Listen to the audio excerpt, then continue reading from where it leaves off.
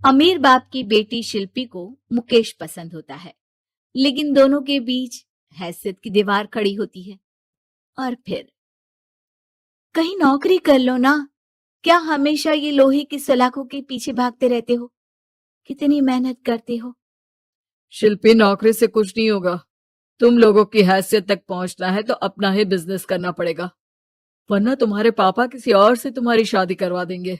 अच्छा, ऐसे किससे करवा देंगी? मैं तो तुमसे ही शादी करूंगी। बोल दिया तो बोल दिया, बस। मुकेश उस बेचारी को समझाता भी तो क्या। दुनिया के रीति रिवाजों से काफी दूर थी शिल्पी। भले ही बड़े बाप की बेटी, लेकिन सादगी इतनी कि क्या कहना। बेटा शिल्पी, कल तुमको देखने लड़के वाले आने वाले हैं, तैयार रहना। मैंने तुम्हारी माँ को समझा दिया है। घर के सारे नौकर चाकर को वो समझा देगी कि स्वागत कैसे करना है। कैसी बात कर रहे हैं पापा? मैं तो मुकेश से प्यार करती हूँ, उसी से शादी करूंगी। मैंने आपको बताया था ना। मुकेश किसका बेटा है? वो स्टील किंग सिंघानिया का, या वो जो बड़े ज्वेलरी वाले हैं मेहता, उनका? नहीं नहीं पापा, अ, वो अपना ही काम करता है, लेकिन एस्टेब्लिश नहीं है अभी। पापा, वो आपके पास तब आएगा जब कुछ बन जाएगा। आप प्लीज थोड़ा सा वक्त दे दीजिए। पिता को शिल्पी की बात पर गुस्सा आ जाता है। वो उससे कुछ नहीं कहते और शिल्पी की माँ के पास जाते हैं। ये संस्कार देकर बड़ा किया तुमने शिल्पी को, और कैसे मैं किसी भिखारी के साथ उसकी शादी कर दूं? कौन है ये मुकेश? मैं जानती हूँ, बड़ा ही होनहार लड़का है। शिल्पी से बहुत प्यार करता है और शादी करना चाहता है। अरे ऐसे कैसे मैं किसी से भी अपनी बेटी की शादी कर दूं? कोई भी उठकर आए और कहे कि मैं शादी करना चाहता हूं तो मैं शादी कर दूं? कान खोल कर सुन लो, कल उसे अच्छे से तैयार कर देना, क्योंकि जो लड़का मैंने देखा है शिल्पी के लिए, वो करोड़पति घर का बेटा है, समझी? लाख मना करने पर भी शिल्पी को उस लड़के से मिलवाया जाता है जो उसके पिता ने उसके लिए देखा था। देखिए, मैं किसी और से प्यार करती हूँ और उसी से शादी करूंगी।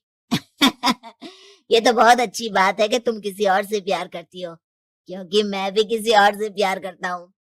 लेकिन शादी तो हम दोनों को ही करनी होगी, जानती हो ना, ये बिजनेस और ये सारा कुछ। शिल्पी को समझ में नहीं आता कि वो क्या कह रहा है, लेकिन वो समझ जाती है कि वो लड़का भी किसी और से प्यार करता है।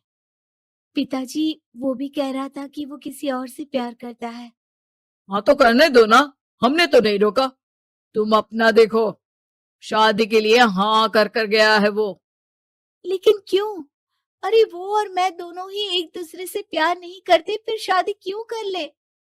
पापा, एक बार सिर्फ मेरे कहने पर आप मुकेश से मिल ले।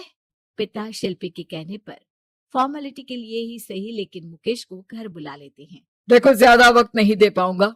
ये बताओ कि शादी के बाद कहाँ रखोगे उसे? 2 कमरे के मकान में? नहीं सर, मैंने 2 साल के बाद का सारा प्लान कर लिया है। मैंने आयरन इंडस्ट्री खड़ी करने के लिए पूरा ब्लूप्रिंट तैयार किया है। मेरी खुद की जगह है दादाजी की, बस थोड़ा फंड का अरेंजमेंट हो जाता तो काम शुरू कर देता। अच्छा, मतलब तुम यहाँ फंड रेज करने आए हो? मुकेश समझ जाता है कि उसके पिता शिल्पी की शादी उससे कराने के मूड में नहीं है। फंड आप कभी दे भी नहीं पाएंगे मुझे। मुझे तो सिर्फ शिल्पी चाहिए। मैं उसके बिना नहीं रह सकता सर। मैं उसे बहुत खुश रखूंगा। वो तो हर पति का धर्म होता है। वो तो मैं किसी से भी उसकी शादी करा दूं, वो उसे खुशी रखेगा। लेकिन देखो, मैं ज्यादा बात को घुमाना नहीं चाहता। वो बड़े घर की लड़की है, उसे काम काज की आदत नहीं।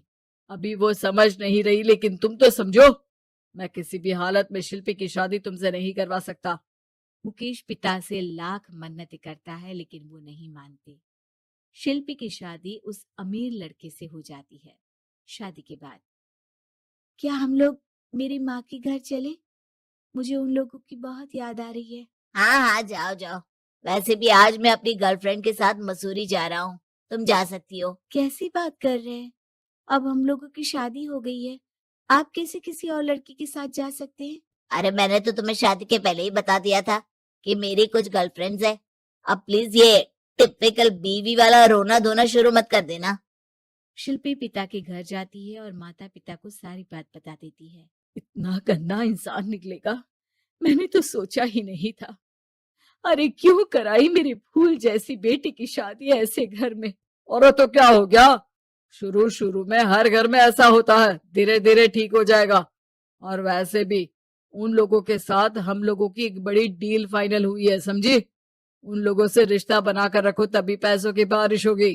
पापा, अब समझ में आया कि आपने मेरे साथ ऐसा क्यों किया। मुकेश आपके सामने गिड़गिड़ा कर गया कि वो मुझे बहुत खुश रखेगा, लेकिन आपने मेरी शादी एक ऐसे लड़के से करा दी जो किसी और लड़की से प्यार करता है और शादी सिर्फ समझौते के लिए कर रहा है। पापा, मैं जा रही हूँ, लेकिन इस घर में कभी पैर भी नहीं रखूंगी। आपने मुझे सामान की तरह इस्तेमाल किया। माँ शिल्पी को बहुत रोकती है, लेकिन वो एक नहीं सुनती। कुछ समय बाद, शिल्पी, मुझे नहीं लग रहा कि अब हम दोनों के बीच ये शादी और रह पाएगी। मैं किसी और से शादी करना चाहता हूँ।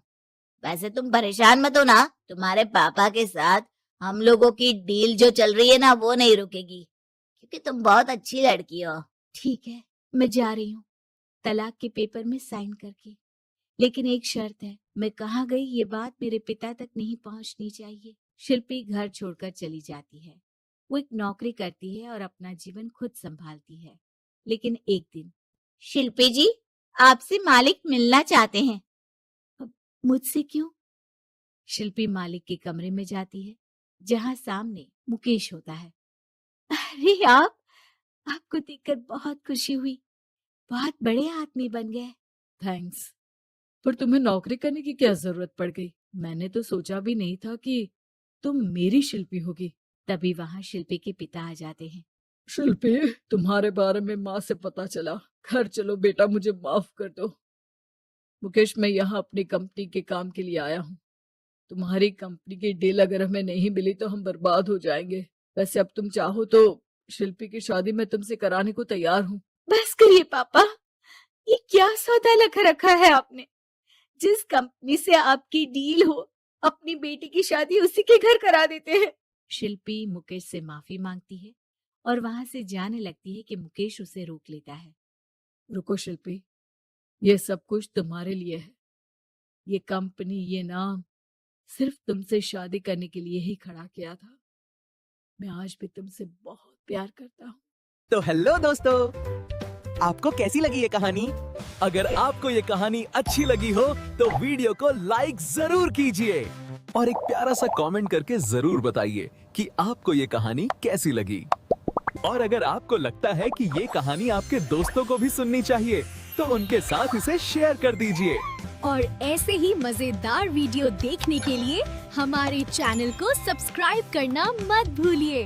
और मैं दिल से यही चाहता हूँ कि आप लोग हमेशा खुश रहें, स्वस्थ रहें और अपनी जिंदगी में आगे बढ़ते रहें। वीडियो देखने के लिए धन्यवाद। मिलते हैं अगले वीडियो में। Bye bye.